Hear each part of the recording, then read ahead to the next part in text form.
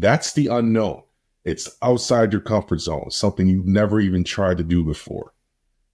But if you don't do it, would you ever sit here and ask, what if, what if, what if? And when I really thought about that, it became an emotional decision. It's like, yeah, I would probably sit here and always ask, what if I took that job? What if I made that leap? And that's what caused me to pack up my stuff and get in the car and go. That's what did it, because I did not want to live with any sort of regret. I did not, and I still don't. I never want to live a life asking myself, what if?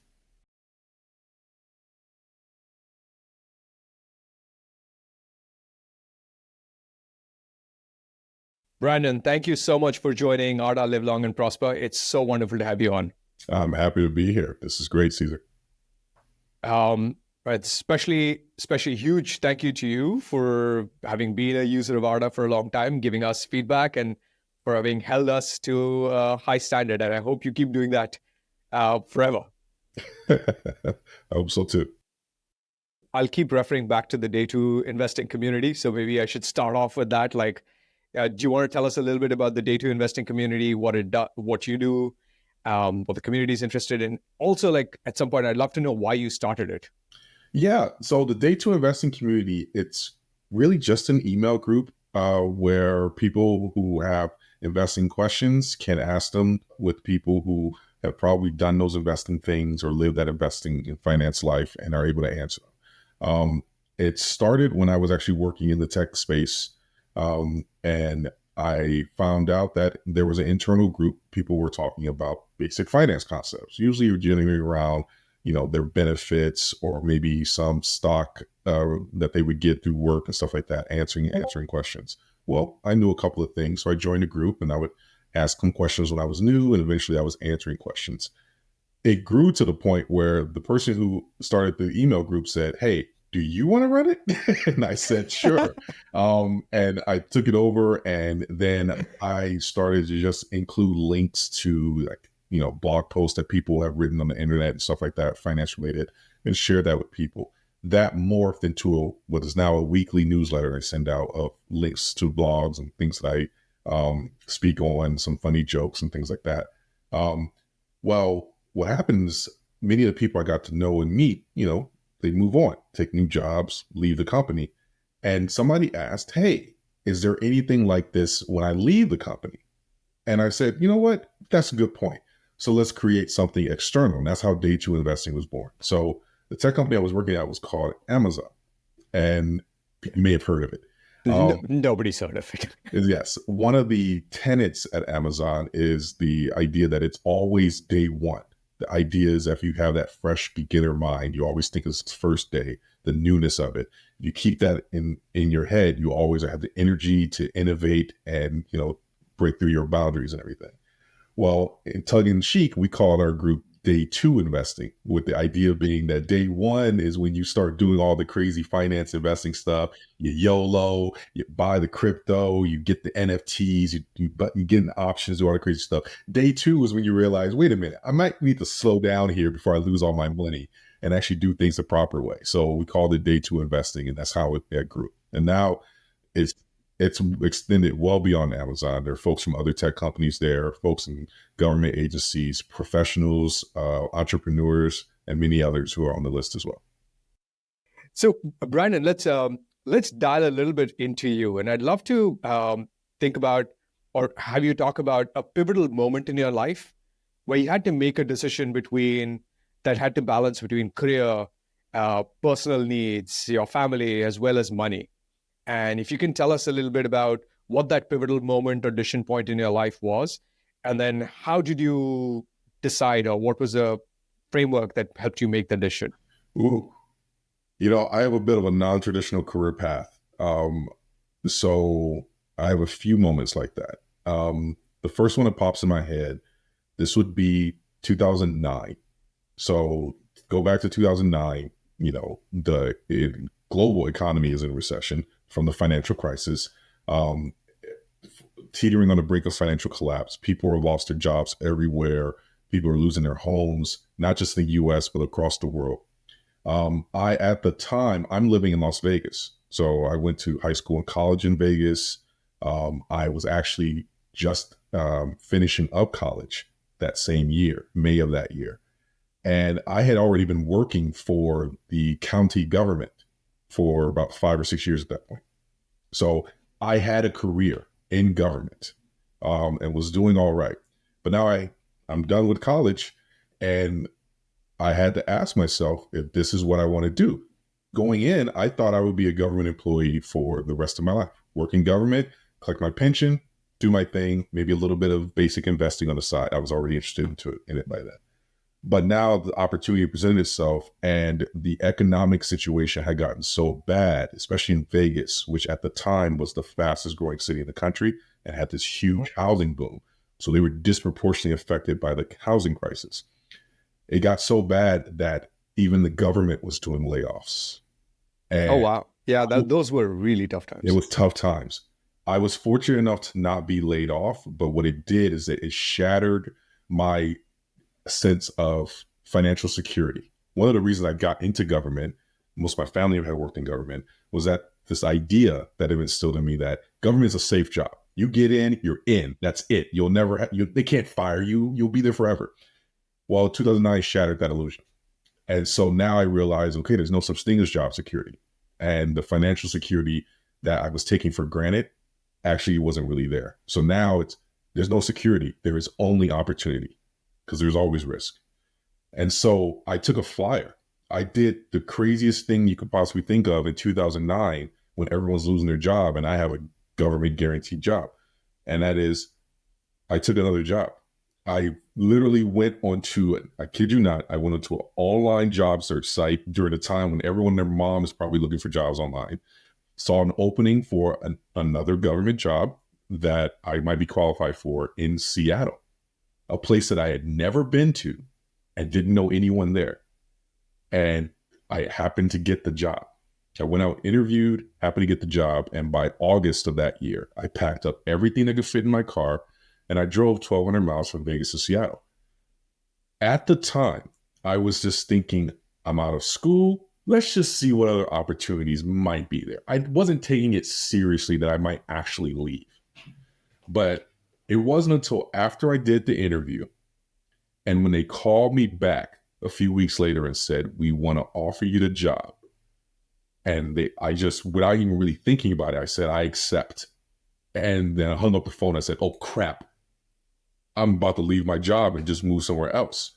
It was a huge turning pivot point in my life because it opened up the opportunity. Like I said, I came to a city where I didn't know anyone. It opened up the opportunity, new experiences, and really changed the entire course of my life. It was a financial improvement in the sense that I got a little bit of a pay bump, but Seattle was much more expensive than Vegas, so it really didn't go anywhere. But it opened up doors of opportunity. One of the biggest things it did is expose me to much closer to the tech world. Amazon and Microsoft are headquartered in the Seattle area. So I got to really see firsthand something that I didn't see much in Vegas. And it got me itching to want to get into that space. It got me focused on career growth and everything else. That was a huge pivotal point. I would not be where I'm at today if I didn't make that, what at the time was considered an insane decision. Everyone, including my own family, said, you are crazy to leave your current job right now in this environment. To go take a brand new job. They might fire you in a week. You don't know. But it was one of the best decisions I ever made. I want to dial back to that particular time, right? When you were looking at, you made a few big changes. New city, right? Leaving a job, going into a completely different job. I mean, this is, this was Seattle PD, but were you still in tech? Like, were you in tech in the government job in Vegas, or did you switch into tech at that point? In data science and tech? I was more data science in Vegas. I was actually working in the planning department, in the zoning and planning department in Clark County, Nevada. So part of my job was to use software and do data analysis to literally create the zoning and planning maps. So when Vegas was the fastest growing city in the country, I had lines out the door of people coming to me. I need zoning and planning maps. These are communities and houses we're going to build and all that other stuff. So it was a lot of data analytics. Not a whole lot of tech, which was sometimes slightly frustrating because I was getting a degree in computer science. I wanted to get more involved in tech. The police department job was pure IT. It was pure tech. And so I saw an opportunity to really leverage the degree that I had. But it was also a brand new opportunity. And also what I saw, I can go to a new city, a tech oriented city, leveraging my degree and really get into a situation where I could have a greater impact in the community. Um, but it was definitely at the time, obviously it worked out in retrospect, but at the time I was terrified, quite frankly. But how do you make that decision? Like, who did you think about? Was it something that you had deep internal conviction on? Because you said your family and others were like, "This is crazy, Brandon. Don't do it." So, what did you think through the decision framework, or on hindsight, you feel like you kind of just said, "Let's take a chance, YOLO," and then like, I'd love to tease that apart. Yeah, I'm happy to chat about that. First of all, I am not a YOLO person. I am not a shoot first, ask questions later type person. I obsess over thinking and planning about things, often to a fault. Sometimes it causes me to delay making a decision. So something I still work on to this day. So I thought about it repeatedly. I was actually shocked that I responded yes so quickly, because that was one of the few times in my life that I said yes before I really thought it all out. But what ultimately made me decide to do it, I weighed all the pros and cons. I remember looking up, because one of the things I used to do in Vegas is I actually worked on the 2010 census. So I'm so accustomed to looking at all kinds of demographic data that the government has, census data and things like that. So I was looking at demographics between Las Vegas and Seattle and how things will work out, figuring cost of living, everything I could think of. But what ultimately made me decide to actually act, I narrowed it down to just a simple question. If you don't do this, do you believe when you're older, on your deathbed, that you will ask yourself, what if? That you would maybe regret the decision? You know, you've done this thing in Vegas. You know where you're at. You grew up here. You know the environment. You're comfortable here. That's the unknown. It's outside your comfort zone, something you've never even tried to do before. But if you don't do it, would you ever sit here and ask, what if, what if, what if? And when I really thought about that, it became an emotional decision. It's like, yeah, I would probably sit here and always ask, what if I took that job? What if I made that leap? And that's what caused me to pack up my stuff and get in the car and go.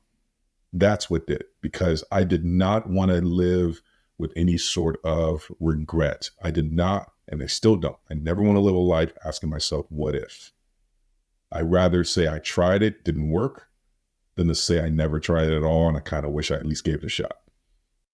If I can if I can go into another big change that you did, or maybe you don't think of it as a big change, but you went then from, again, Seattle in police department, which is kind of government, and you jumped headfirst into the private sector, into, a company that now people know about.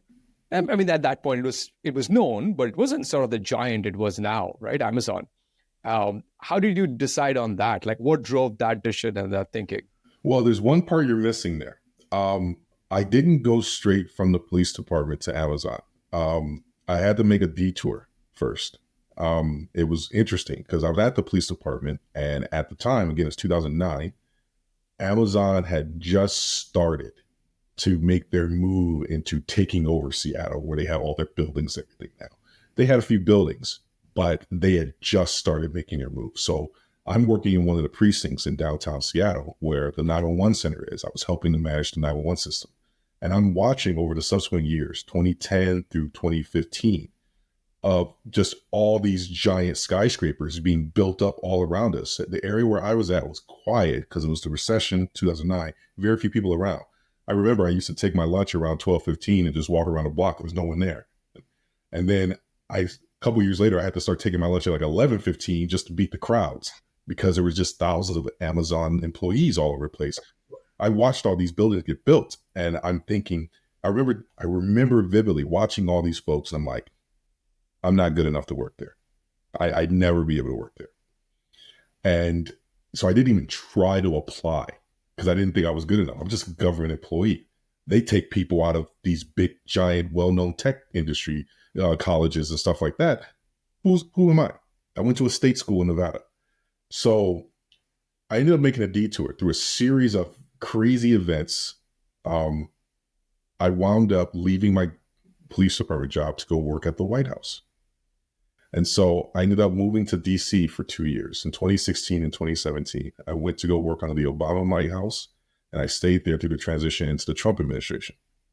It's a whole bunch of stories there. But one of the things in the organization I was with, called the U.S. Digital Service, was pulling in a bunch of people from the tech industry, from the Googles, the Amazons, the Microsofts of the world, to help. It started off by bringing in tech experts to help stand up healthcare.gov when it was first launched.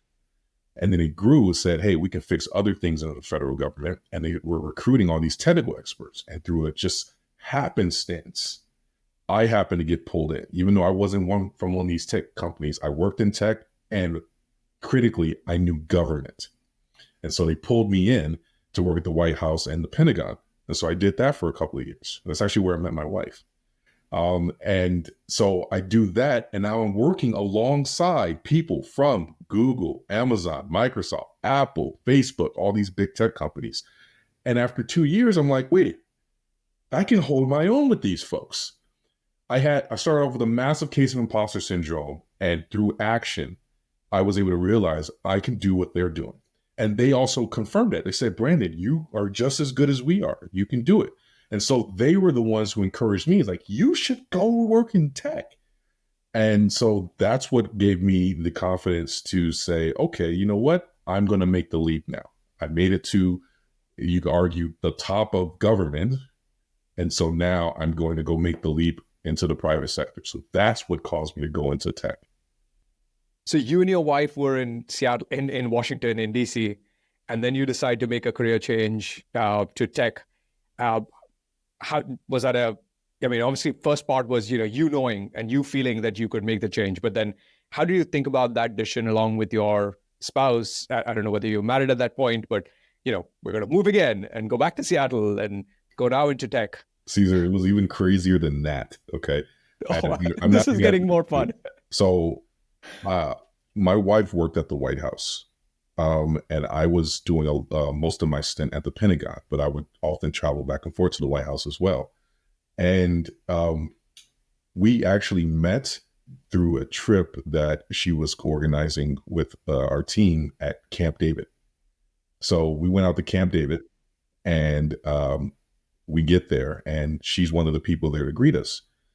I thought she was one of the people who works at Camp David. Come to find out, no, she actually works with our same team, just focused on the White House while I was at the Pentagon. And I had a rule at the time, especially since I was traveling out to DC from Seattle. I said, I'm not going to date anyone I work with. I don't know how things are going to go. I don't date anyone I work with. So I kept an eye on her, but I'm like, arm's length, not doing anything. Fast forward, we get about 2 years later, and find out that she's leaving. She's moving on to go work at a big bank's headquarters. And so I'm having a conversation. She lets me know that. And I said, when is your last day? It was like a Wednesday or Tuesday. And she said, my last day is Friday.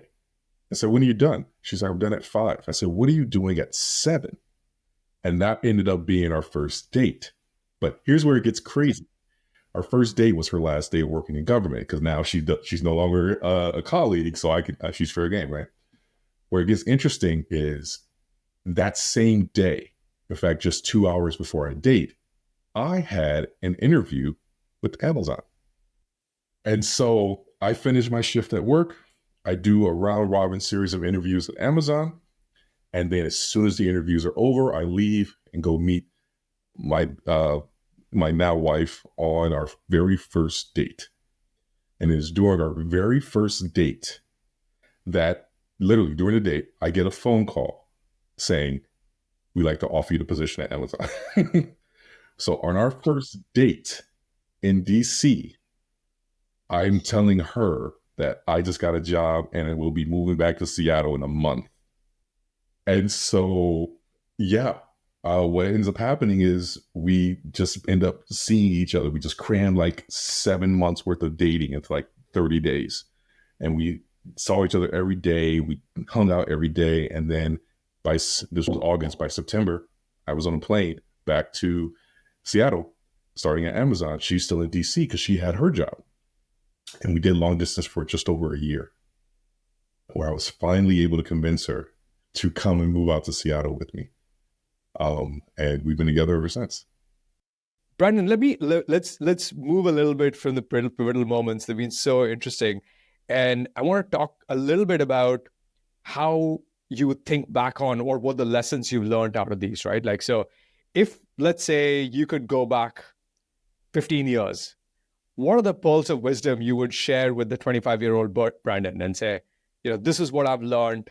These are the things that I wish, I want you to know when you're 25. Man, I should do a blog post on that. I could spend all day just talking about this. I will get a couple off the top of my head.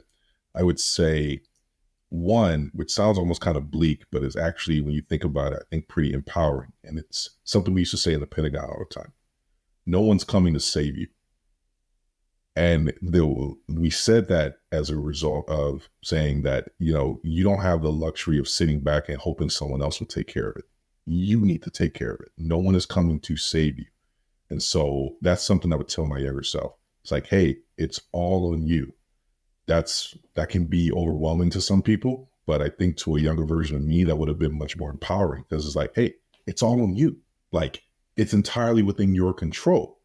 That's an empowering statement. No one's coming to save you. You have to save yourself, and you can do it. You are capable. And so that's one thing I would say. The other thing I say is, continue to be patient. I have been fortunate by being patient, and like for a lot of my investments and everything, having a long-term view. But I know at the time, there were many times where it was very tough.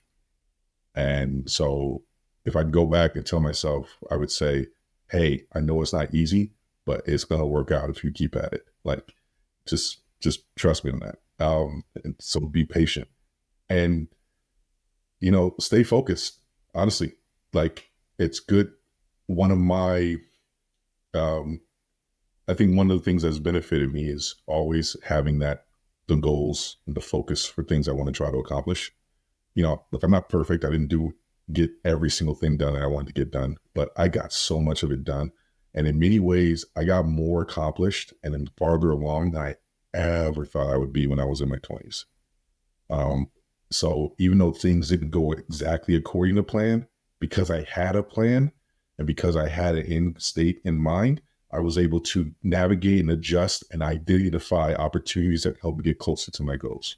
So stay focused, be patient, and, recognize that no one's coming to save you. So you got to do it yourself. Oh, that's beautiful. What I'm hearing is in kind of like have a plan. And then there's this really powerful thing about compounding. You believe in yourself, you stay patient over the long term. And obviously people talk about compounding and investing and in money, but that's equally true for our own selves, right? If you stay focused and you keep doing what you're doing, you're patient, you will compound over time and your skill sets will grow. That's wonderful. Brandon, I know was it last month or last year? You published the 40 financial things that you wish, that you learned in your 40 years. Do you want to talk a few, like more of the 2 or 3 of those things? Oh, wow. You're putting me on the spot. I got to see if I can pull them up real quick. But yeah, I mean, some of the things off the top of my head that I can remember are like,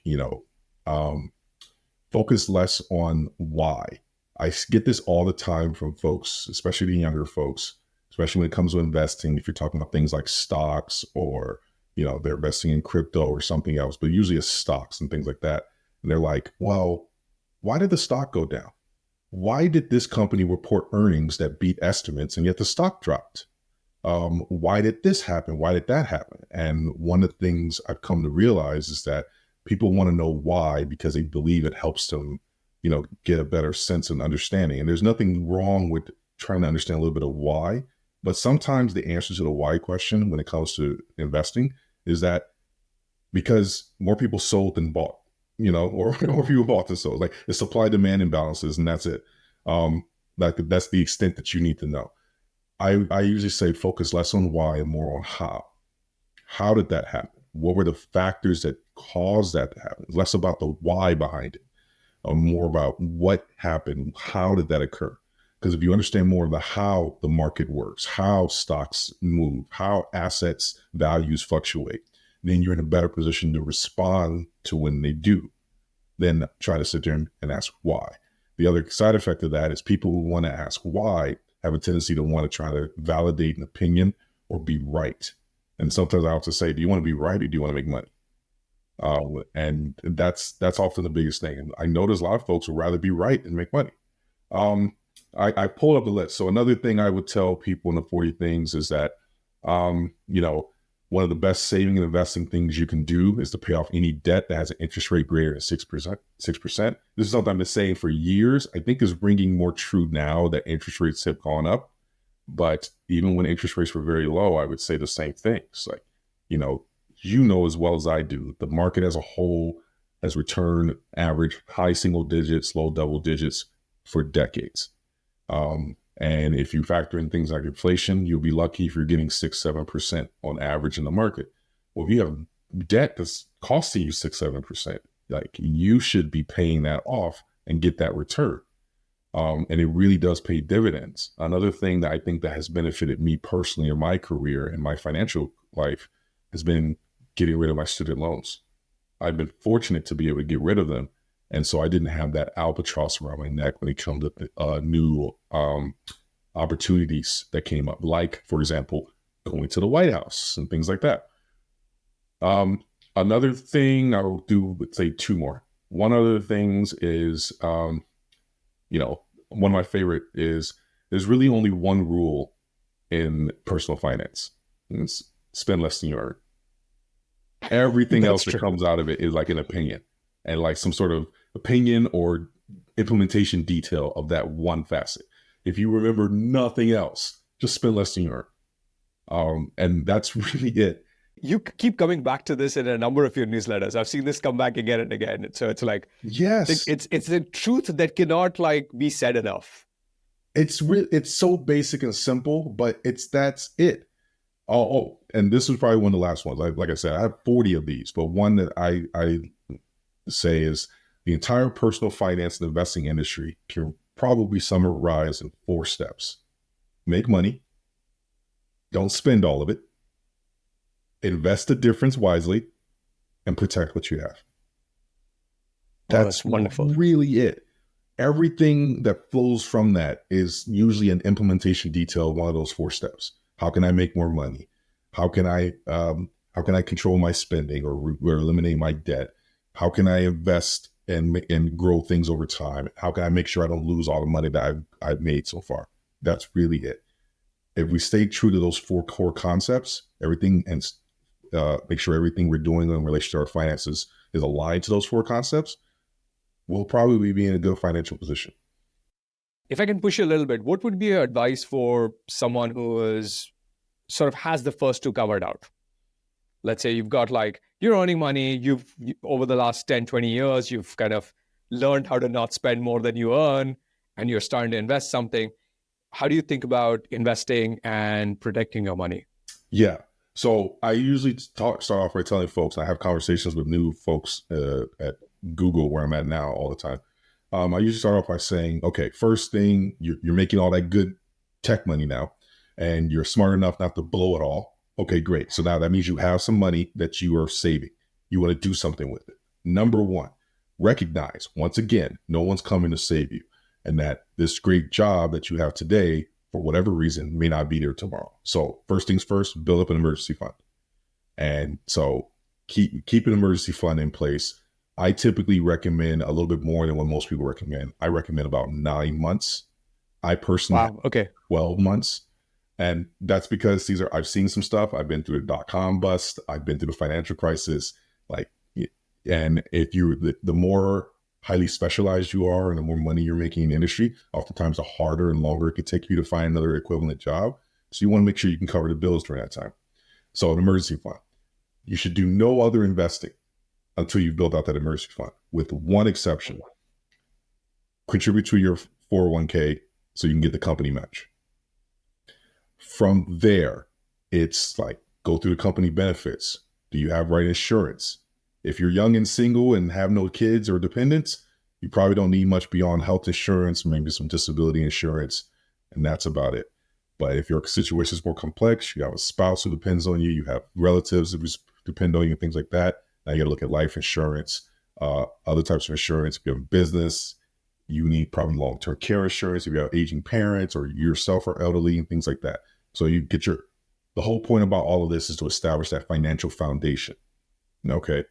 Now you've done that and you still have money left over. Max out your 401k, max out IRA, and then start rolling in, okay, maybe I can start saving for a house or investing in taxable accounts and stuff like that. But by this point, you have an estate, like you have assets of substance.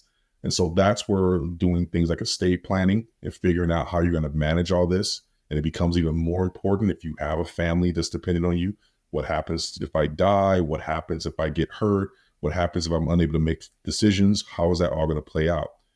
Those are like the things that we start looking at. And that's where stuff like, Arta and the system that it has comes into play to help with that. That's where looking at your overall portfolio, that's where making sure you are aligned to your financial goals that you've set. And if you have a spouse, make sure your spouse is aligned with you.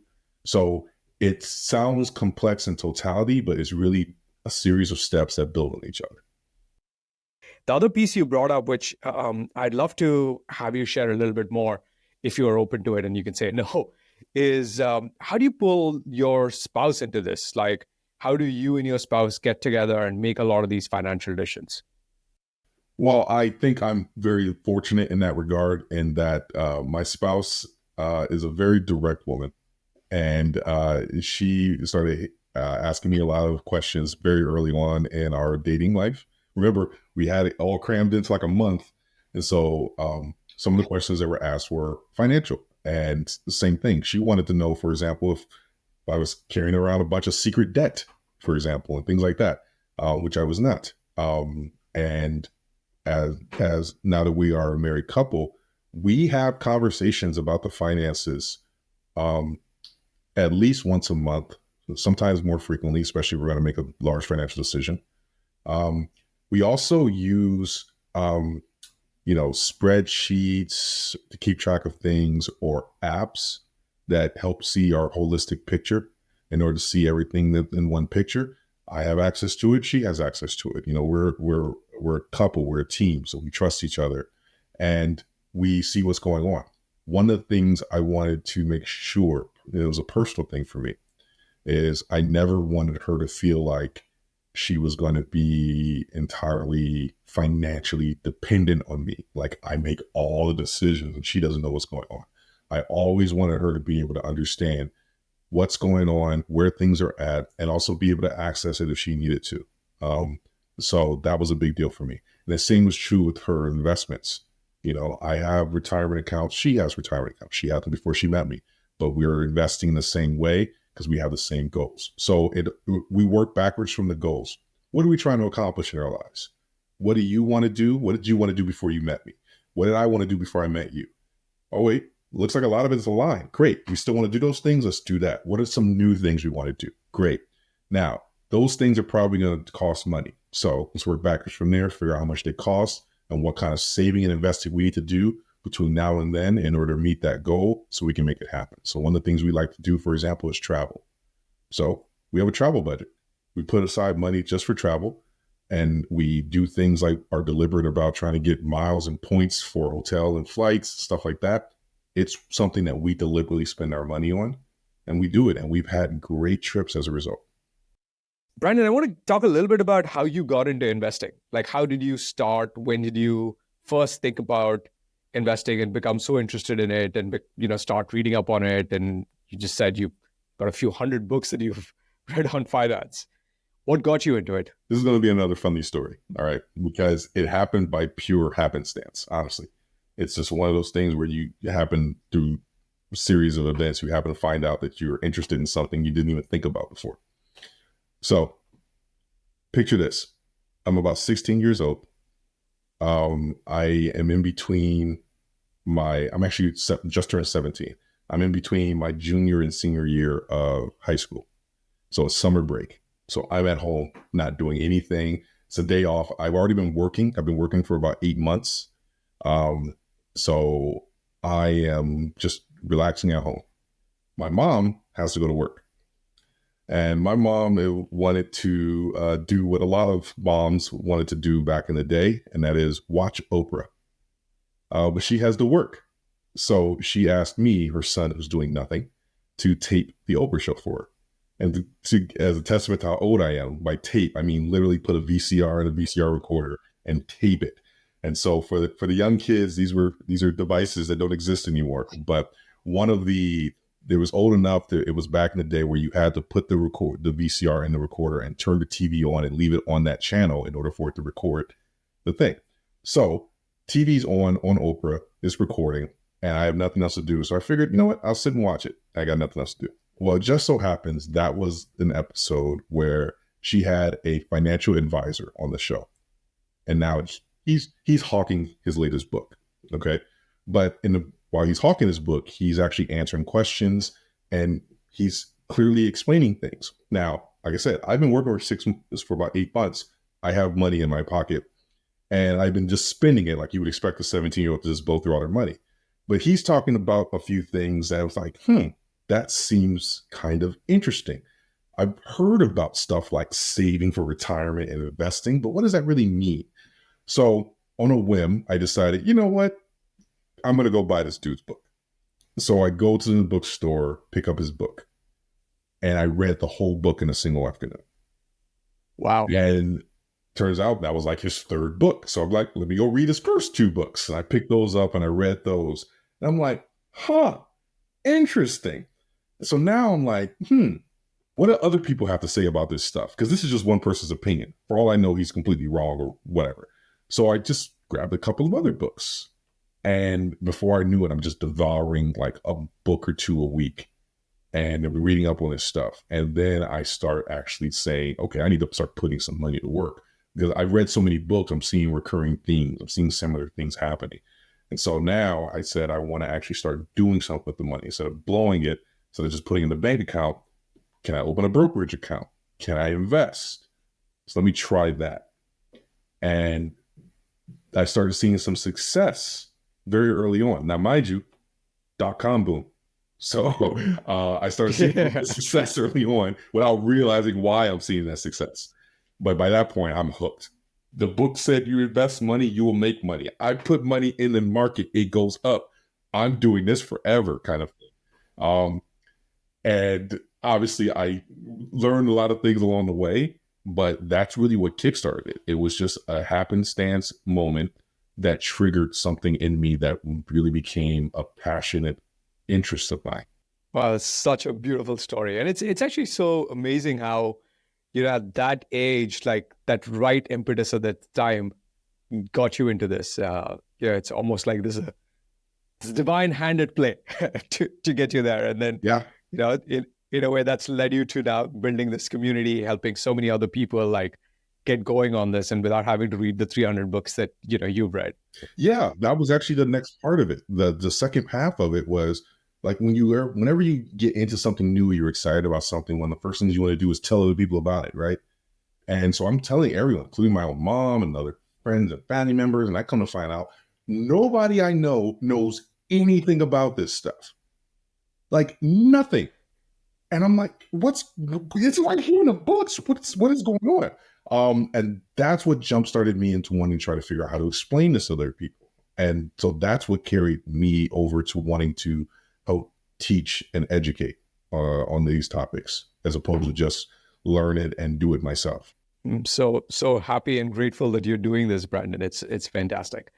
Thank you so much for sharing all these experiences. Let's close off with a lightning round of questions. So don't put a lot of thought into it. I'll ask you, it's all sort of fill in the blanks. So I'll say a statement and then you complete it. So if you want to prosper, never underestimate the power of dash. Patience. Patience. If you want to prosper, never underestimate the power of patience. Beautiful. The 3 key ingredients for a long, fulfilling life are 1, 2, 3. Humility, friendship, and laughter. Humility, friendship, laughter. That's really beautiful. The simple joy that adds years to my life is. Ooh, right now, I would have to say my wife laughing. Just took it to the next level, Brandon. That's so beautiful. Brandon, thank you so much. This was so fun. And I really, really appreciate your sharing all these insights, being so open, and just doing what you're doing for so many people out there with the day to investing community. Thank you very much for being on Arta, Live Long and Prosper. Cesar, this was great. It was a pleasure. And I really appreciate the work that you're doing as well to help, make it easier for people to really build out their family offices and really expose them to aspects of finance that they wouldn't get access to otherwise. Thank you.